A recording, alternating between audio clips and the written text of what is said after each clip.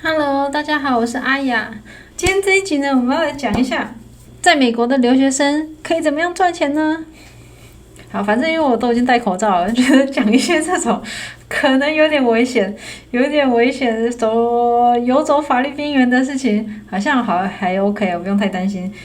没有啦，其实，在台湾，你有钱可以出国，尤其是去美国这样国家的人，通常都是一定家里条件还不错，才比较有这个机会可以去。所以，通常是没有必要，真的是没有必要。我没有遇过什么，在国外没有遇过真的很穷的台湾人哦。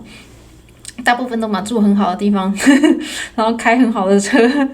说真的，这句也许真的一对你来说一点帮助都没有，但是我只是想要聊聊这个啦。我们在美国留学的话，通常政府他对拿留学签证的学生签证的人，他的限制就是你不可以在当地从事这个经济活动的行为，就是不可以赚他们的美金。其实还是有一些方式，但我不是要鼓励大家去打黑工，就是去餐厅那种，或是去做按摩。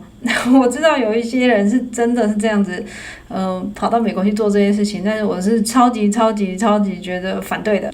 最好的其实是去学校去问说学校有没有什么打工的机会，因为虽然是留学生，可是学校是允许在学校工作的。那他可能会有一周有几天的限制，或者是几个小时的限制的，但是他就是一个很正当的。你如果是一个很优秀的人，你还可以申请奖学金嘛，对不对？当助教之类的。以前我去过的地方，有的学校它里面有 cafeteria， 有咖啡厅嘛，也有书店。那种地方，其实留学生也是可以去那边工作的。再来要讲一些我以前遇过的台湾人有在做的代购，那可能就是看你住的区域，你住的哪一个州，它如果那个税金，你购物税、消费税吗？不知道，反正总之那个税金如果是很低廉的话，那你卖到台湾，你那个价差就有出来了嘛。我知道就有人在做代购，或是你家如果刚好附近有一个 outlet， 就是打折中心，那你随便买再随便卖台湾，应该也是蛮容易的。可是做代购还有很多的风险存在的。所以我个人是绝对不可能去做代购这件事情，太麻烦太复杂了，我不喜欢。但是也许有人很喜欢也说不定。因为每次有同学都说你帮我代买 Lululemon 好不好，我都会有点翻白眼。我真的不适合做那种东西。还有一个就是保姆啊，因为其实很多美国家庭他们需要保姆的。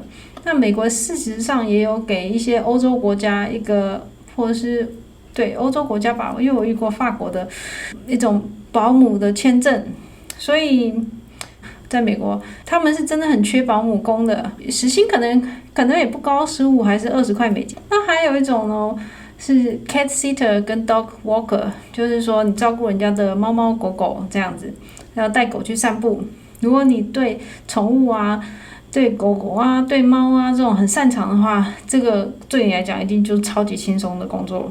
因为它毕竟它是算时薪的。那还有一个，这个也是非常正当的一个工作，就是说你可以找一个 online 线上的台湾的公司，替台湾线上的公司工作，或者是不要说台湾的，你在美国你也可能找别的国家的公司的工作嘛，然后做他们的工作，这样你的收入呢，就其实也不大算是在美国的收入。就比较不会有那些留学生不可以工作的这件事情。